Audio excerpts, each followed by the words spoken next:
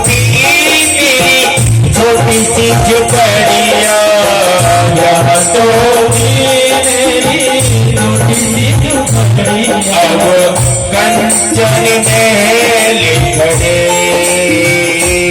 अब कंचन महल खड़े, सुदामा मंदिर देख रहे, सुदामा मंदिर देख रहे।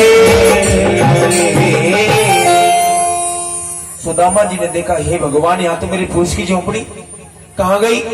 द्वारपालों से पूछा, ओ भैया द्वारपाल, या मेरी झोपड़ी कहाँ है और किसने बना दी यहाँ अपनी महलों को? कौन है तुम्हारा मालिक?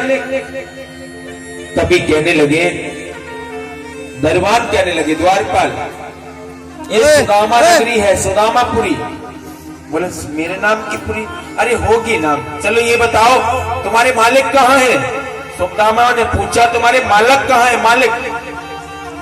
द्वारपाल कहने लगे, वो तो द्वारका गए हैं, द्वारका गए हैं। सुदामा जी ने सोचा, द्वारका तो मैं ही जाके आया। चलो कोई बात नहीं, वो भी गया होगा। क्यों गए हैं? बोले भगवान से मिलने। सुदामा जी ने सोचा, मिलने तो मैं गया, वो भी गया होगा। अच्छा तुम्हारे मालिक का नाम क्या है? द्वारपाल जी कहने लगे, सुदामा जी है हमारे मालिक का नाम।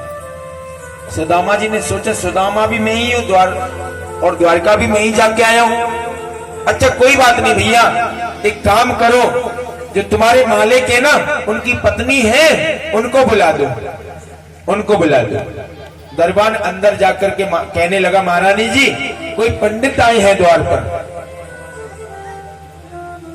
कोई पंडित आए हैं द्वार पर।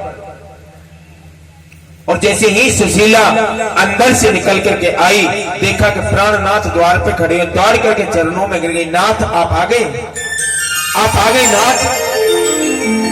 सुदामा जी कहने लगे, देवी कौन हो आप? सुशीला कहने लगी, नाथ आपने मुझे नहीं पहचाना, मैं आपकी सुशीला। बोले देवी आप इस अवस्था में? बोले हाँ, द्वारकाधीश ने सब कुछ ठीक कर दिया, सब कुछ अच्छे कर दिया, देखो नाथ बच्चे वो आ रहे हैं। सुदामा जी कहने लगे, देवी अच्छा तो मेरी समझ में अब आया, आपने मुझे द्वारका क्यों भेजा? आपको ऐश्वर्य व्यापार चाहिए था ना। अब एक काम करिए, हीरे की चटनी बनाइए, चांदी की रोटी बनाइए और सोने के निवाले खाइए। मैं नहीं रह रहा इस घर में, मुझे नहीं चाहिए ये तुम्हारी वैश्वर्य संपत्ति, मैं तो जंगल में जाकर के भजन करूंगा।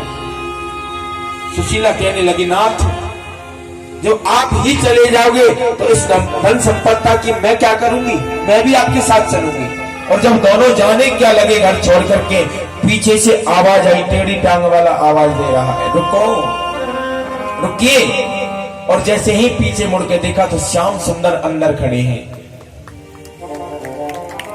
कहने लगे, सुदामा कहां जा रहे हो? बोले नाथ मुझे ऐश्वर्य व्यापार मुझे नहीं चाहिए, मुझे आपका भजन चाहिए। भगवान ने कहा, ये मेरा प्रसाद है, ये मेरा प्रसाद है, आप इसको प्रसाद समझ करके भोगिएगा और आराम से प्रेम से परिवार के साथ इस महलों में रहिएगा। भगवान का आदेश हुआ, सुदामा और सुशीला दोनों प्रेम पूर्वक रहने लगी।